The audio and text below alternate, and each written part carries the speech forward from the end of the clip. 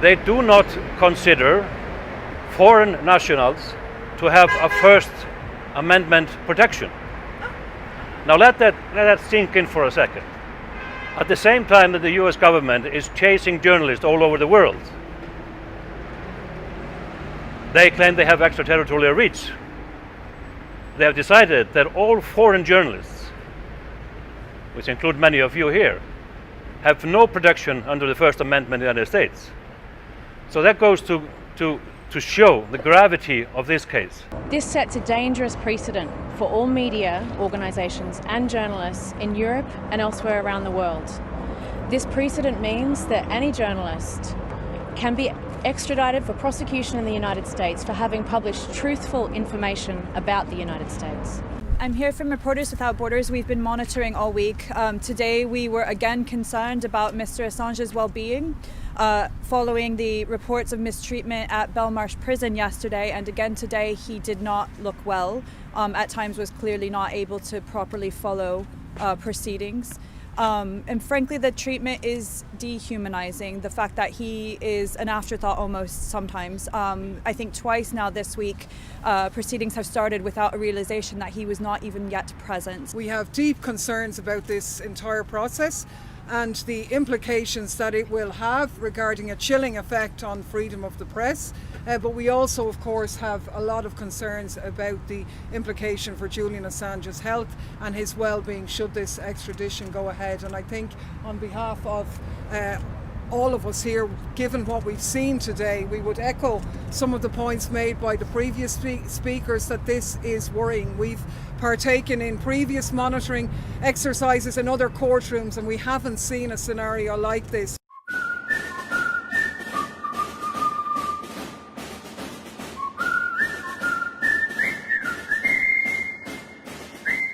Another very important issue that I want to mention here is that we have now learned from submissions and affidavit presented by the United States to this court that they do not consider foreign nationals to have a First Amendment protection. Now let that sink in for a second. At the same time that the US government is chasing journalists all over the world, they claim they have extraterritorial reach. They have decided that all foreign journalists, which include many of you here, have no protection under the First Amendment in the United States. So that goes to show the gravity of this case. This sets a dangerous precedent for all media organisations and journalists in Europe and elsewhere around the world. This precedent means that any journalist can be extradited for prosecution in the United States for having published truthful information about the United States. I'm here from Reporters Without Borders. We've been monitoring all week. Today we were again concerned about Mr. Assange's well-being following the reports of mistreatment at Belmarsh prison yesterday, and again today he did not look well. At times was clearly not able to properly follow proceedings. And frankly, the treatment is dehumanizing. The fact that he is an afterthought almost sometimes. I think twice now this week, proceedings have started without a realization that he was not even yet present. We have deep concerns about this entire process and the implications that it will have regarding a chilling effect on freedom of the press.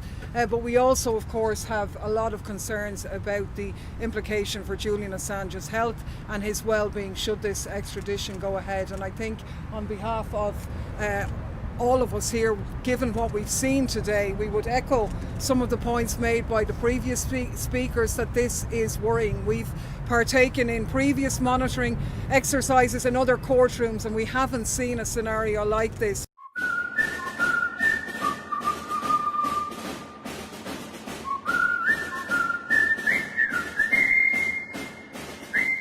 Another very important issue that I want to mention here is that we have now learned from submissions and affidavit presented by the United States to this court that they do not consider foreign nationals to have a First Amendment protection. Now let that sink in for a second. At the same time that the US government is chasing journalists all over the world, They claim they have extraterritorial reach. They have decided that all foreign journalists, which include many of you here, have no protection under the First Amendment in the United States. So that goes to show the gravity of this case. This sets a dangerous precedent for all media organisations and journalists in Europe and elsewhere around the world. This precedent means that any journalist can be extradited for prosecution in the United States for having published truthful information about the United States. And here from Reporters Without Borders, we've been monitoring all week. For those of you who don't know from around the world, it's a bit like a, if it's all right to say, Matt and Phil, a sort of British version of The Intercept. Today, as you know, we're going to be talking about the Julian Assange extradition hearing and his trial and the potential trial in the US. A couple of things to mention before Matt and Phil talk about their amazing work. One is, as you know, or many of you will know, that Julian is currently in Belmarsh prison in the UK, which has been described as a British Guantanamo of sorts. It's for violent offenders, murderers, terrorists, that kind of thing. His bail was denied, and there are COVID cases and there have been deaths from COVID in Belmarsh at the moment. Just to sort of give the parameters of this discussion, just to remind you, this extradition request for Julian is about the 2010 Iraq and Afghanistan war logs and the State Department cables. This is not about 2016, it's not about Sweden, it's about those revelations. And that was work, as most of you know, that was covered on the front pages of the New York Times and Guardian and many international outlets. It won many awards from Amnesty International and others. Now, there's one point I'd like to highlight, which is really interesting, that's come up since Julian's arrest in April of 2019, that I think is really worth highlighting, which is this big shift in discourse and narrative around the case. As we know, Julian tends to be a pretty polarizing figure, but what has now happened is there is a lot of mainstream support for him in this situation, and really mainstream institutional support, be it from human rights groups, from press freedom groups, and from all the leading editorial boards from the New York Times, Amnesty, Human Rights Watch, Freedom of Press Foundation, numerous UN special rapporteurs, and they unanimously oppose these charges and this extradition request, because they see it as the gravest threat to press freedom in our lifetimes. So I think it's a really interesting question is, can folks, put or hold personal feelings about the personality and whatever aspects of other pieces of work, and can people focus on these charges and what it means for journalism at large, and the sort of opening of the floodgates of the criminalization of journalism. So we'll now open the conversation with Matt and Phil, who've been doing amazing work around highlighting conflicts of interest in this hearing, extradition hearing, that's coming up on September 7th in the UK, in London, so just over 3 months' time. Both conflicts of interest with key figures and really amazing inconsistencies. You can go to Declassified, the website, to find out more. But Matt, would you like to sort of tell us a little bit about what you've been working on? Sure. So we started in September last year, and early on, one of our earliest stories was about the Assange case. And it's one of those cases when you scratch the surface, you just, all sorts of things unravel. So we started by looking at the husband of the chief magistrate, Lady Arbuthnot, who's made a number of rulings on the Assange case, but is now stepped aside. But we found that her husband was a conservative defense minister. He financially benefited from corporations that had been exposed by WikiLeaks. We then did an investigation of her son, who is a cybersecurity expert and financier, and the vice president of a private equity group. And we found that this private equity group was heavily invested in a firm called Darktrace, which was set up by the British intelligence establishment. I mean, they celebrate that fact. They write on their website that we're set up by MI5 and GCHQ veterans.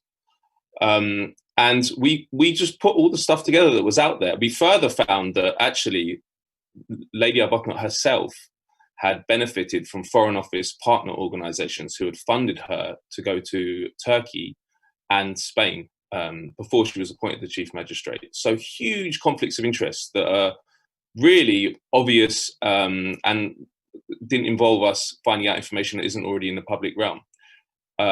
She has never recused herself in the case, which is irregular in itself, because I've talked to lawyers who have said if there's any hint of conflict of interest, judges will recuse themselves very early on, but she never has. In fact, the only recognition that she stepped aside on the case was a recent article in Private Eye where the Chief Magistrate Office said that she had stepped aside because of the perception of bias, whatever that means. We didn't get any more information about what that perception of bias was. Now, of course, it would have massive implications for the case if she did formally recuse herself. Number one, because she's made important rulings, which could then be revisited. Number two, because she's still the Chief Magistrate, which means she has a mentoring role for her junior magistrates, one of which is now ruling on the case. So she was likely involved in appointing Vanessa Barreza, who is now the district judge who's ruling on the case. She was likely involved in appointing her to replace Lady Arbuthnot. She's also involved in conversations, I imagine. That's what it says on the website of the Chief Magistrate's Office. So she's still involved in the case. And to go to your point about the press and the mainstream and a change in discourse, there has been a change in discourse from freedom of press organizations and human rights organizations, definitely. But what we haven't seen is the mainstream media involving themselves in the investigation of the institutions and individuals involved in the trial of Assange. And I mean, we're an alternative media outlet, and the investigations we've done have been shared widely, but no mainstream media has picked up on them. And this is important because actually in the case of Lady Arbuthnot, she made a ruling on Uber some years ago and gave them a license to operate in London. And she had to step aside after The Guardian did an investigation about her husband, who, this is another conflict of interest which applies to the Assange case as well. Her husband, Lord Arbuthnot, was a director of a consultancy called SC Strategy with the former head of MI6, Sir John Scarlett. And that SC Strategy, one of its clients was Qatar. So in the case of Uber, they obviously, Uber is, a large part of Uber is owned by Qatar. So there was that conflict of interest there. It was in The Guardian, it had an instant impact. In the case of our stories, as I say, they've gone round, but they haven't had that instant impact in terms of actually changing the complexion of the case, which they could have if the mainstream media involved themselves. So I think that's the next thing we need to focus on. And we need to get journalists understanding that actually their profession, really the survival of it in the sense that it's existed before, really relies on the outcome of the Assange case. Because if the Assange precedent is set, and if you read the indictment from the DOJ, it really does criminalize national security reporting. Some of the charges in there are just about soliciting leaks, which is day to day for most national security reporters and other reporters. So if they get him on that in a country that he was in when he did these alleged crimes, it means that the US also has extraterritorial reach, so they can go all around the world, pluck people from any country and bring them into the US if they publish things which the government doesn't like. That's hugely dangerous. And in my opinion, and I know this may sound verbose, but I think that it is one step along the road to fascism, because I think if you cannot question or reveal the facts about a state that they don't want you revealed, then you're down a slippery slope to all sorts of awful things. So I think, yes, we have mainstream organizations slowly, it has to be said, it's taken them a while, but slowly coming on board. But we need mainstream journalists really looking at this case, because as I said at the start, if you start scratching the surface, all sorts of things unravel. And more, I mean, I'm doing more and more stories about this. which we can talk about. We did a story about the Home Secretary who signed the extradition warrant with the US, Sajid Javid, who had been at 5 different secretive meetings set up by the American Enterprise Institute. And he was dining and speaking with people who had written articles which were recommending that Assange be whacked and WikiLeaks be shut down physically. So, and again, that story got no mainstream pickup. If it had, it might have been a scandal, because at the time, the shadow Home Secretary, Diane Abbott, was against the extradition of Assange. So the fact that Sajid Javid was in post and has this history is obviously opposite to the case, but again, didn't reach any kind of mainstream, I didn't get any mainstream pickup. So I think what we really need to do is make journalists aware that your future is on the line if you don't get involved now and don't really reveal the irregularities that this case involves, because really this case should be an open and shut case. He should never, ever be extradited to the US on these charges for all sorts of reasons, which are outlined by mainstream organizations like Amnesty and Human Rights Watch.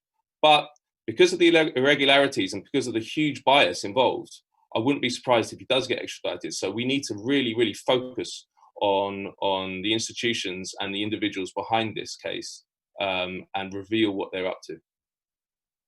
Just remind folks that the evidence was all available under the Obama DOJ, and they decided not to prosecute. And the Obama DOJ was hardly a friend to whistleblowers or journalists. You know, there were lots of prosecutions, but they worked hard and they could not prosecute Assange because it would be opening the floodgates for the criminalization of journalism. But now under the Trump DOJ, that changed. And so, as others like Glenn Greenwald have pointed out, that if you're supporting this, you're aligning yourself with the Trump Department of Justice and not the Obama Department of Justice. And it's really interesting the point you made about the sort of the impact of, the Guardian, covering the conflict of interest with the Uber case and the potential to affect this extradition hearing if more journalists, amplify this work. Phil, if you want to just tell us a little bit about some of the work you've been doing. You've been highlighting some of the sort of inconsistencies in some of your recent work. Yeah, well, I've been covering some other extradition cases and cases at Westminster Magistrates Courts over the last few years. And I think it's quite striking to see how differently Assange's case is being handled. So there's a case that's been going through the British courts for a number of years that involves an Indian airline tycoon, Vijay Mallya. He's an Indian billionaire who fled India amid a financial scandal, all sorts of allegations about financial impropriety in his business affairs. And he resides, he has a residence in the UK. So he came here and the Indian authorities began extradition proceedings against him. And he was arrested by the Met Police, like Julian was, but then released on bail and has been on bail ever since. So when I covered the hearings at Westminster Magistrates Court, which Lady Arbuthnot was presiding over, Vijay Mallya would arrive each day in his Range Rover with his entourage, wearing his flashy suits, and journalists would be able to, we'd all crowd around him, asking questions, take photos. He'd give interviews. His legal team would go in. He'd have lots of time to talk to his lawyers. And while he would sit in the dock, he was physically in the courtroom. He was never handcuffed or restrained.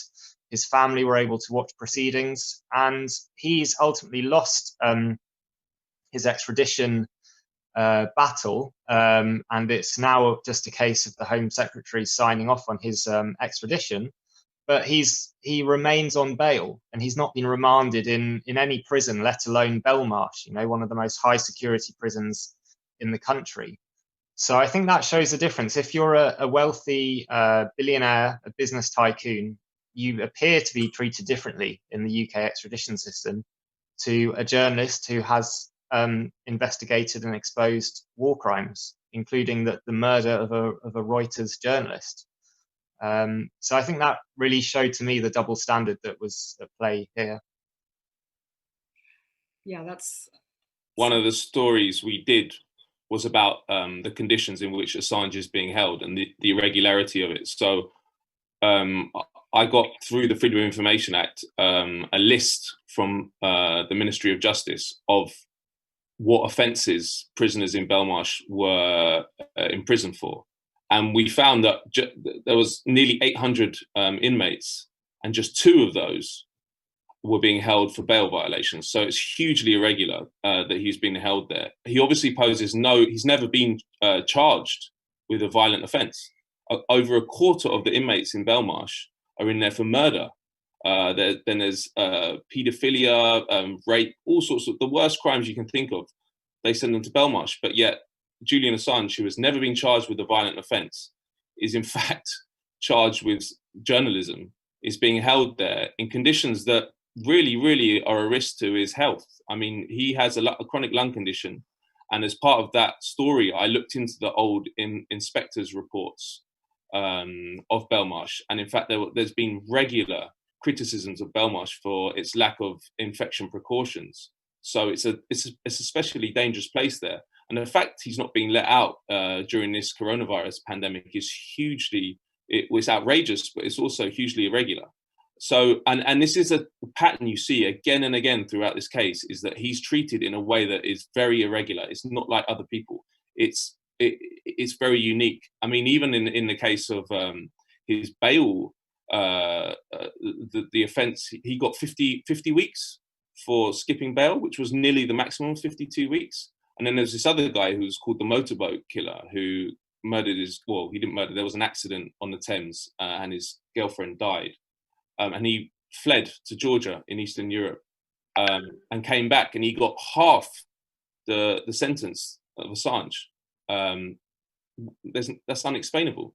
So I think once you sit people down and get around, try and unpick all the propaganda that they've imbibed over the last decade, they see it. But it's very hard to get around that, because you've had every single, all the most powerful intelligence agencies in the world dedicating significant resources over the past 10 years to destroying his reputation. So it's at a stage now where it's actually you risk something to even defend him. So the facts are very hard to get out. But when you start looking into it, you see that actually this is not a fair trial at all. And from start to finish, it's been irregular.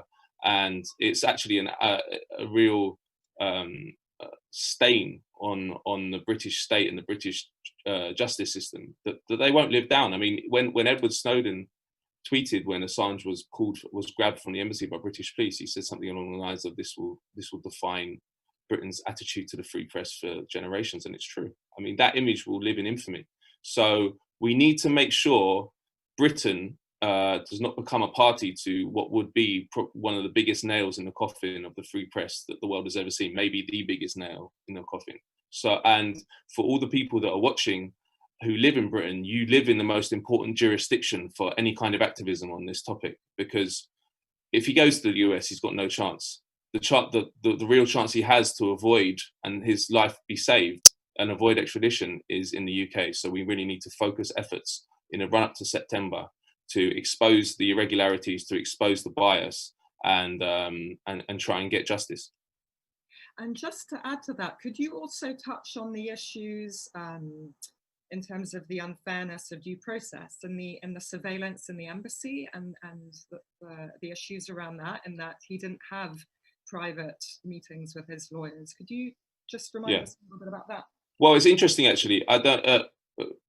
When Daniel Ellsberg was on trial for the Pentagon Papers during the Vietnam War, his case was thrown out because it came out that Nixon had ordered a raid on his psychologist's office to try and get information which was embarrassing to Ellsberg. So, of course, that should have happened, and it was right that happened. Assange has been surveilled, and this has been exposed. He's been surveilled by the CIA, who had a server that was this Spanish security firm uploading video and audio of all his meetings with his lawyers and everyone else. That by itself should mean the case is thrown out. It's outrageous that you can have there's no chance you can have a fair trial if the people who are prosecuting have been surveying the defendant as he's been having privileged conversations with his lawyers. It's completely irregular that it hasn't been thrown out on those grounds already. I mean, really is outrageous. And Baltasar Garzon has done great work in Spain in kind of getting these issues out, but it hasn't had an impact in Britain yet. And in fact, there were more irregularities about the British justice system not wanting to hear that evidence from Spain. So yeah, I mean, it's as I say, it fits into a pattern. And actually, the CIA's surveillance of him and trying to get his baby's diaper to get his DNA. I mean, outrageous criminal surveillance. It should be talked about more widely. And in fact, Max Blumenthal did a really amazing piece recently in Grey Zone, which kind of delineated the whole history of this. But it was hardly picked up anywhere in the mainstream. I mean, this is what I'm saying. If you look at the facts, devoid of the propaganda of the last decade, you have a journalist resident in London who's a political asylee of a foreign government that's friendly with the UK. And it's revealed that the CIA is spying and trying to take his child's diaper, and yet no one seems to care. El País cover it, but in the UK, no one cares. It hardly figures at all. So we need to break that silence. That is the most important thing we can do. And we need to make journalists become aware that they need to get a bit brave, because if they don't, then he's going to get sent to the US, he's going to die in prison, and the free press is going to be on the line. So we've got a couple of questions that pertain to that point. Brendan O'Brien is asking, is it beyond doubt that Assange was bugged in the embassy? And somebody who's going by the name of Tech is asking, why is this case not being reported by the mainstream media, even though it obviously affects them? I would just point folks to, there was a big sign-on letter by international jurists, real international outcry about the bugging of the embassy. There is a case going on about this right now in Spain that, as you say, has been covered by El País and Max Blumenthal. But I don't know if you both want to comment on this. Is it beyond doubt that he was bugged in the embassy, and why is this not being reported by the mainstream media, even though it obviously affects them hugely? Phil, do you want to go? Yeah, I think it's such a contrast, right? If you look in outside the UK, papers like El País in Spain and La Repubblica in Italy have done some excellent reporting on the Assange case. When I've been to the Assange hearings in London, I've been struck by the amount of international media that are there. Journalists from Scandinavian countries, from Norway.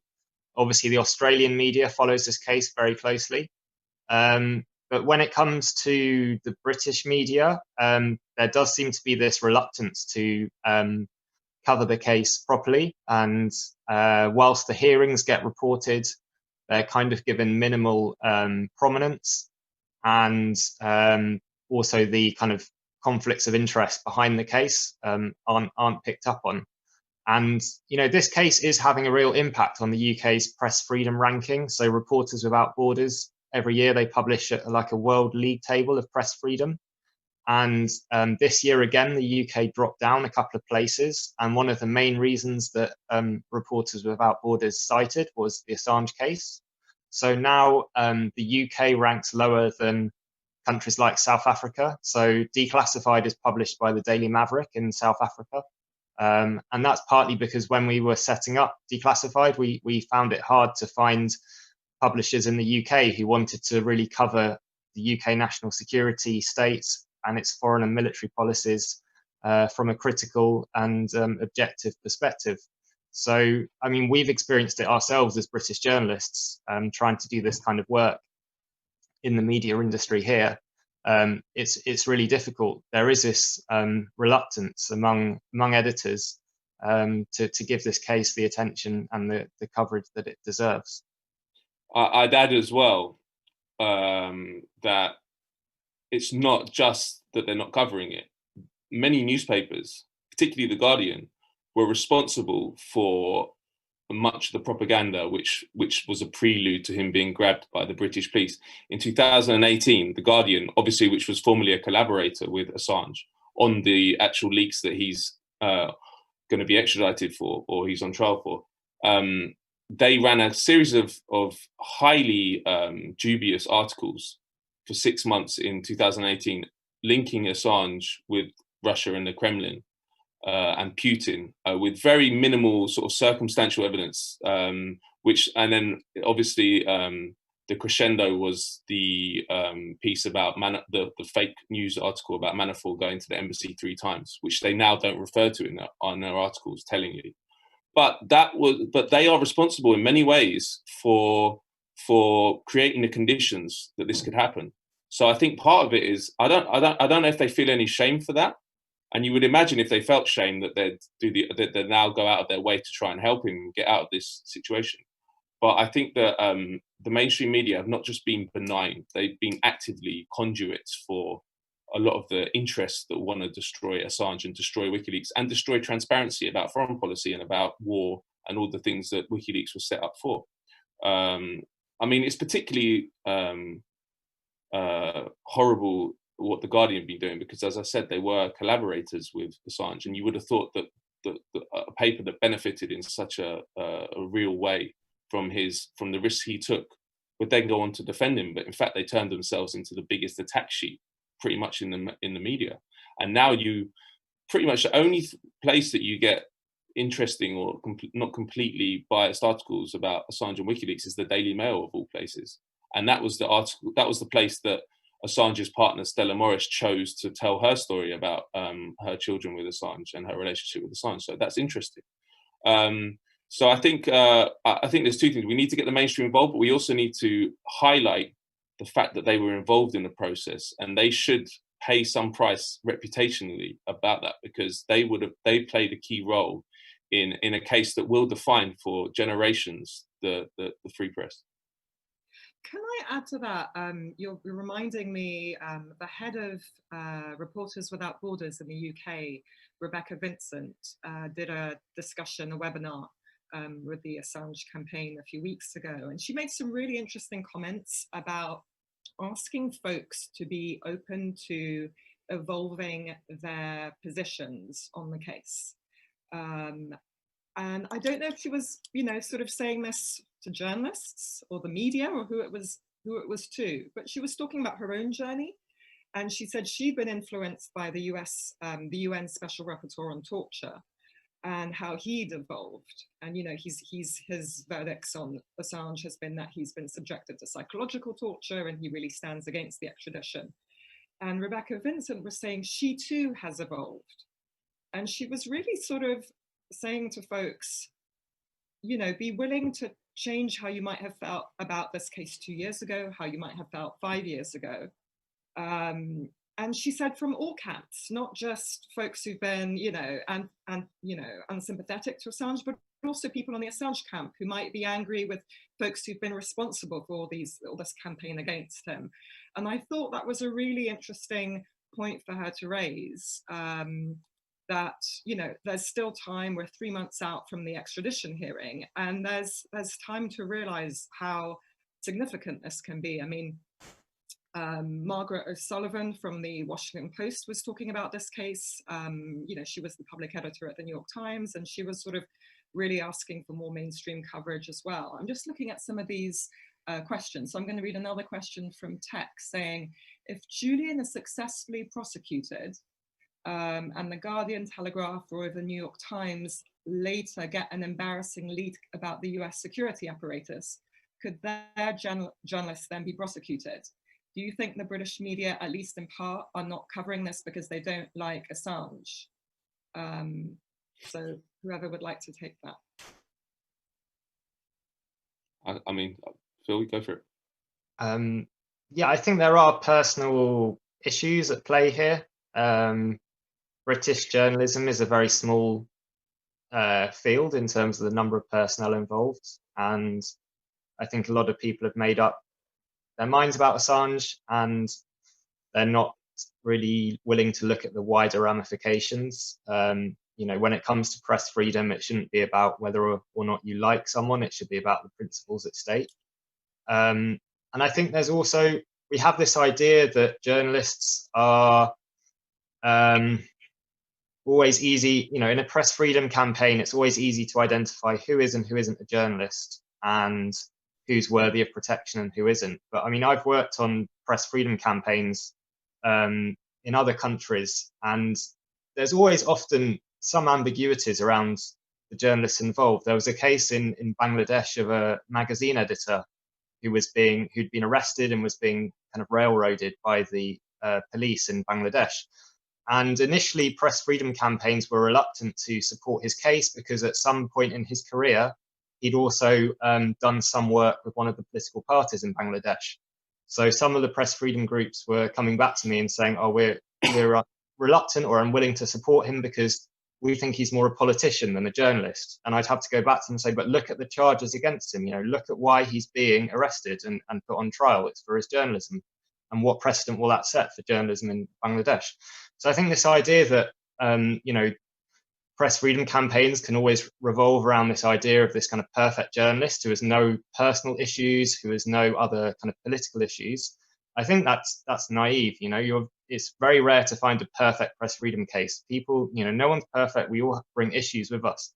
So I think that's clouding people's view on Assange. And I think the most extreme case, of course, is at The Guardian, where you've seen this complete change from, you know, Alan Rusbridger, who really pushed publishing the WikiLeaks material, and in his memoirs he has, you know, said he would testify in Assange's defence. Whether he will do that or not remains to be seen.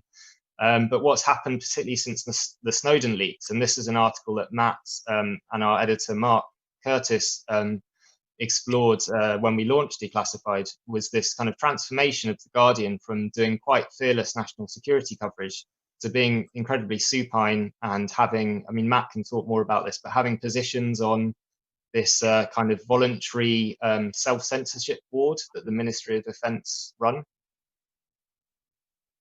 Yeah, I mean, I would agree with Phil. I think that it's madness to gauge your reaction to the Assange case on whether you like him or not, because he as an individual, he's irrelevant. I mean, obviously he's a human being, so we should care about his condition and what happens to him. But in terms of the precedent that his extradition will set, that will affect everyone. This is a huge democratic issue. And if in 20 years' time, someone says, "Well, where were you when the Assange precedent was set?" and you say, "Oh, I didn't really get involved because I didn't really like it." I mean, that's not a good excuse, because this will have huge ramifications for a long, long time. So it's great that people are evolving, and I think one of the things we need to do is educate, because the information is so obvious when you start looking into it about the irregularities and about the conditions he's being held in and what he's being held for, that people are often shocked.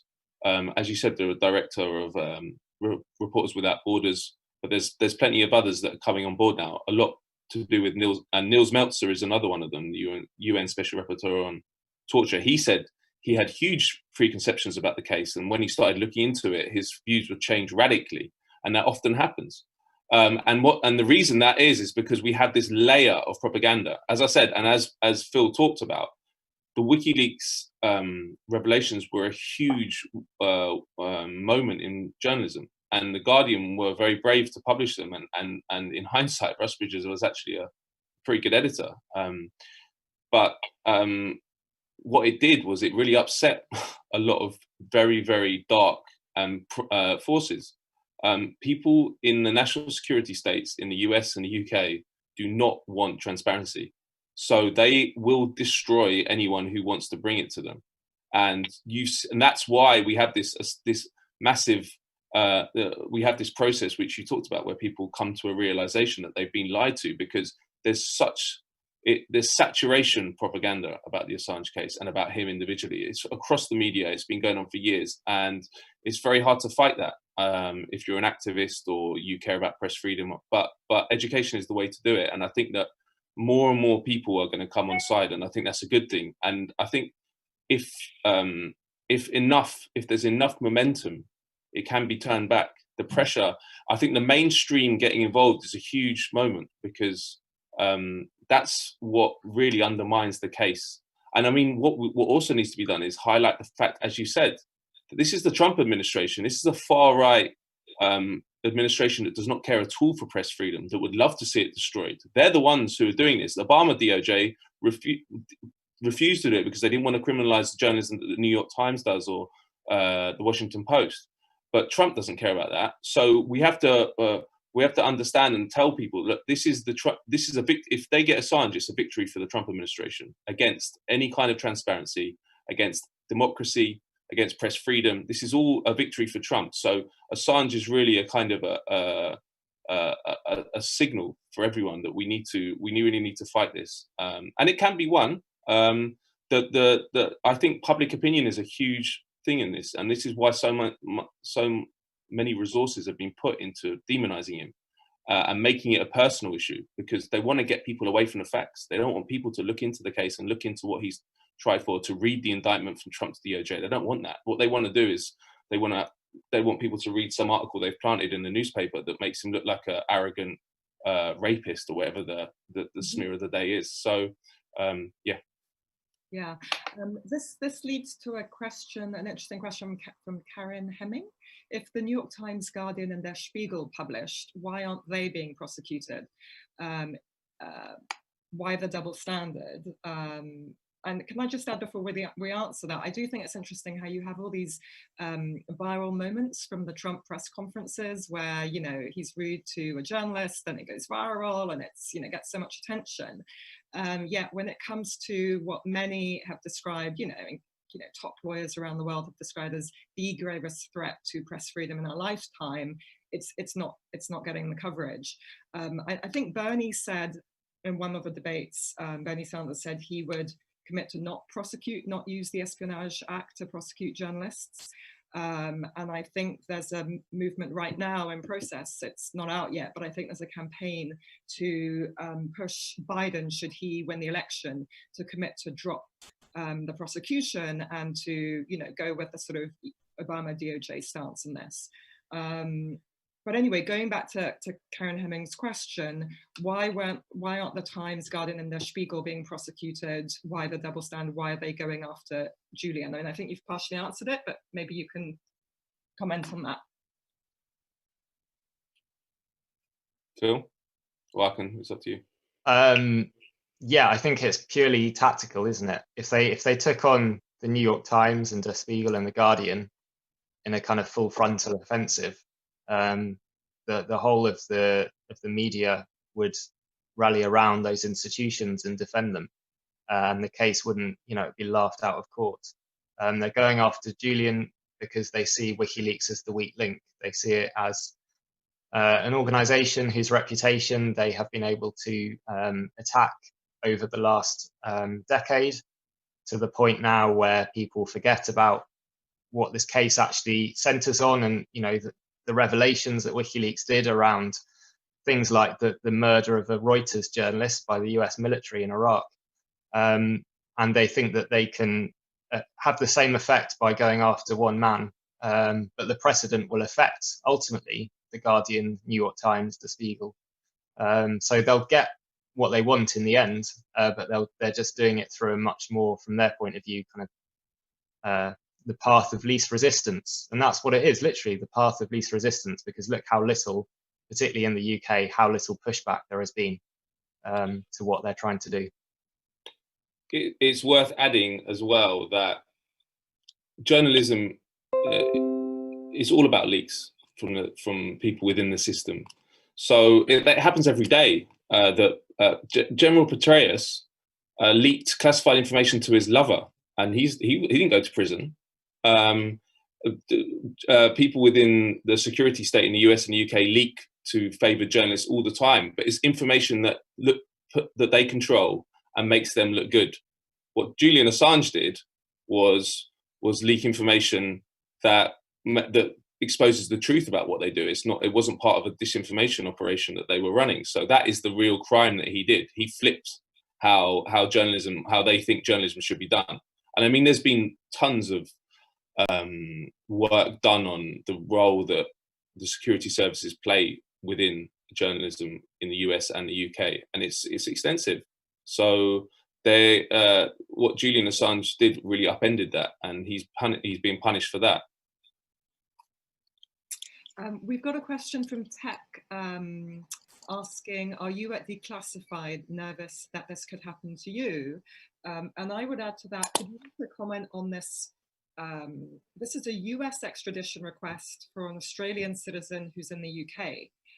Can you speak to what this means for international journalists? If this can happen, you know, in this situation, what does it mean? What could, you know, a Modi government extradition request look like? A Netanyahu extradition request look like? What does this mean in terms of international journalism and the risks between different states?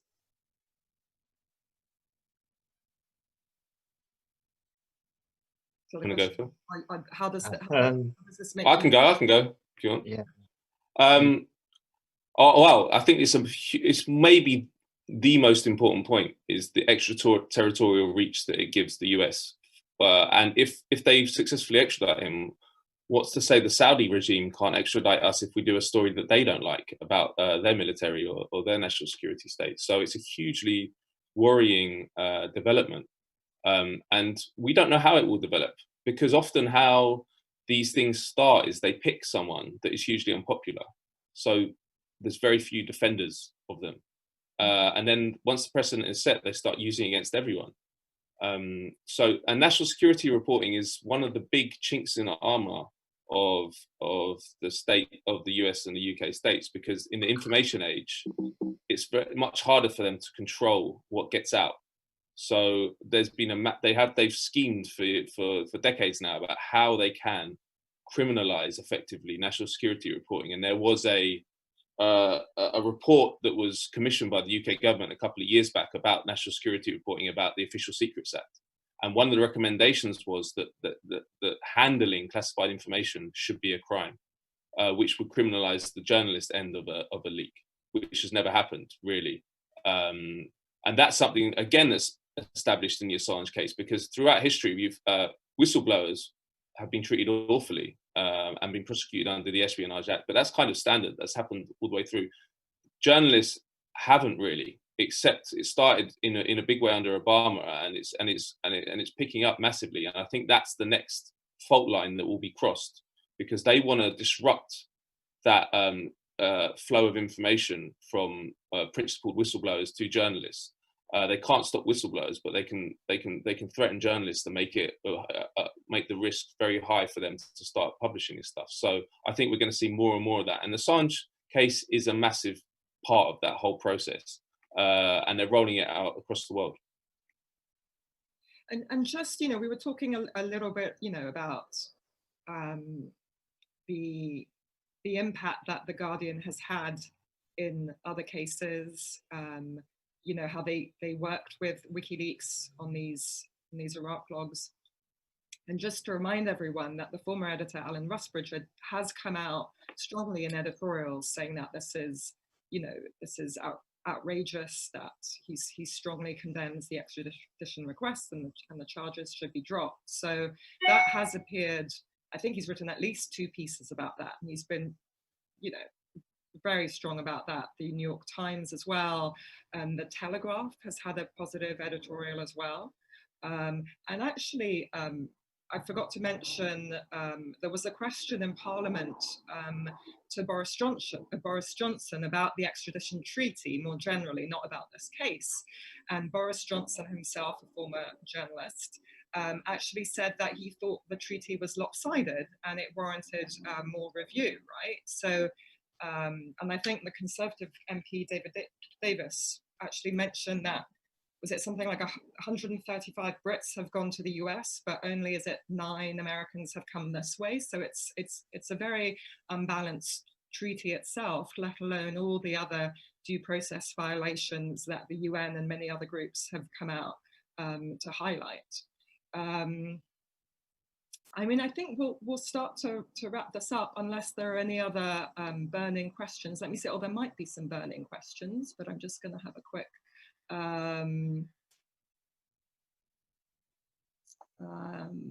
God, there are quite a few.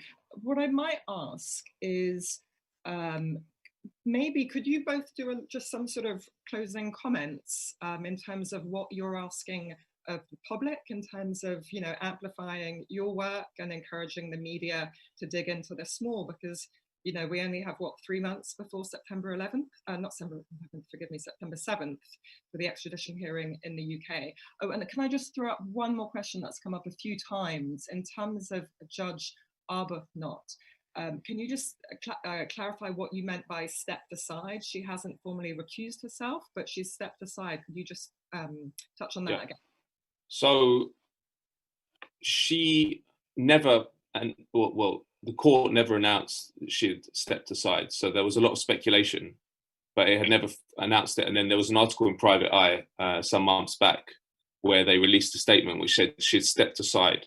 Now, what that means is that she no longer rules on the case, but she hasn't formally recused herself, which would mean that, which would have ramifications legally. So stepping aside means her old rulings stand, she just won't make any ones going forward, and she still can maintain a role in the case. So it's and also she said she was stepping aside because of a perception of bias. She didn't say that there was any bias, which is, I mean, when you start looking into the evidence of huge conflicts of interest, the fact she was funded by partner organisations of the UK Foreign Office, which has called Assange a miserable little worm, and amongst loads of others, the fact that she hasn't said there is any bias is a red flag in my opinion.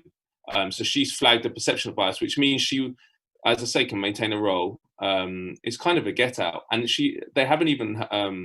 I don't know if they've discussed it with Assange's lawyers, but in terms of it coming into the public realm, it hadn't come out until this article in Private Eye. So it's basically, the distinction is stepping aside means you can has different legal ramifications to recusing yourself. So perhaps you might share some sort of final thoughts and what your sort of call to actions would be. And then I'll make some final comments about the Don't Extradite Assange campaign, which has some specific actions like petitions and letters to MPs that you can sign on to. But Phil, would you like to go ahead? Yeah, I think it's great so many people have joined this webinar this evening. That's really exciting.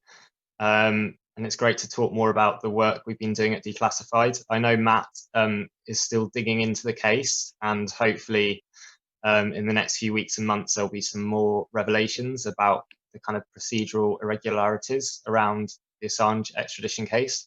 So keep your eye on the Declassified website and also on our social media channels. And also, I think while it can be quite depressing that the state of the UK media, we are trying to do something a bit different at Declassified, along with other kind of new media and alternative media platforms, to create a bit more of a space for different ways of looking at the world and more objective coverage of issues that kind of the corporate media bring their own biases to. So that's what we're trying to do.